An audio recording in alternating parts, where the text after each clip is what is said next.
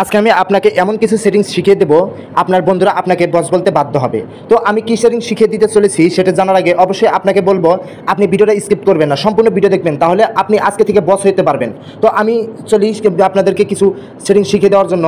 তো আপনারা প্রথমে চলে যাবেন আপনার মোবাইলের সেটিংসে যাওয়ার পরে আপনারা চলে আসবেন আপনার মোবাইলে যদি home screen and lock screen যদি এটা দেখতে পাচ্ছেন, এটা যদি না থাকে তাহলে অবশ্যই আপনারা উপরে সার্চ বারে লিখবেন, লেখার পরে আপনি সার্চ করে বের করবেন। বের করার পরে আপনি ওই সেটিংসের ভিতরে চলে যাবেন। সেটিংসের ভিতরে যাওয়ার পরে আপনাদেরকে এই জায়গায় এমন কিছু সেটিংস শিখিয়ে দেবো, আপনি ইতিমধ্যে অবাক হয়ে যাবেন। তো কী সেটিংস? তো একটু ধৈর্য ধরুন, অস্থির হবেন না, আপনাকে সব কিছুই A to Z শিখিয়ে দেবো।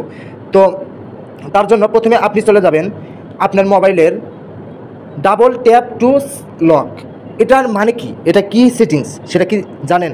এটা যদি আপনি অন করে দেন তাহলে আপনি দেখতে পারবেন, এটা অফ করে দিলে আমার মোবাইলে কিন্তু হোম স্ক্রিনে এসে মোবাইলের উপরে ডাবল চাপ দিলে কিন্তু মোবাইল বন্ধ হবে না।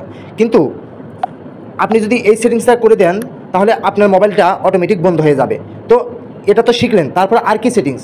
তো আর কি সেটিংস সেটা হচ্ছে উপরে দেখতে পাচ্ছেন আইকন পুল ডাউন গেস্টার, এই সেটিংসের ভিতরে চলে যাবেন। তাহলে আপনি এই জায়গা থেকে অনেক একটা মূল্যবান কিছু শিখতে পারবেন। তো অনেক গোপনীয়তা একটা সেটিংস, তো এটা কেউ বুঝতেই পারবেন না। তো কী সেটিংস দেখতে পাচ্ছেন আইকন পুল ডাউন গেস্টার, এটা যদি অন করে দেন তাহলে আমার মোবাইলে কেমন হবে, আপনার মোবাইলে কেমন হবে সেটা আপনাকে আমি দেখিয়ে দেই।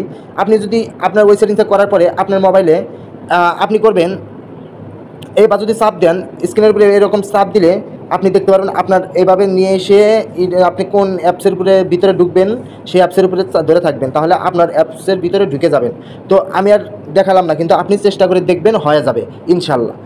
তো তারপরে কি সেটিংস, তারপরে এটা দেখিয়ে দেই। তারপরে হচ্ছে আপনার চলে আসবেন আপনি হোম স্ক্রিন লেআউট।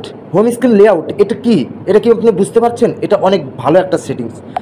এটার ভিতরে চলে যাওয়ার পরে আপনি কিভাবে সাজাবেন আপনার হোম পেজে, কয়টি অ্যাপস রাখবেন, কিভাবে সারি সারি অ্যাপস রাখবেন সেটা আপনি দেখতে পাচ্ছেন। এই দেখেন আমি কতগুলো অ্যাপস একসাথে রাখলাম। তো এরকমভাবে যদি আপনি সাজিয়ে রাখেন তাহলে আপনি অনেক ভালো একটা সেটিংস খুঁজে পাবেন।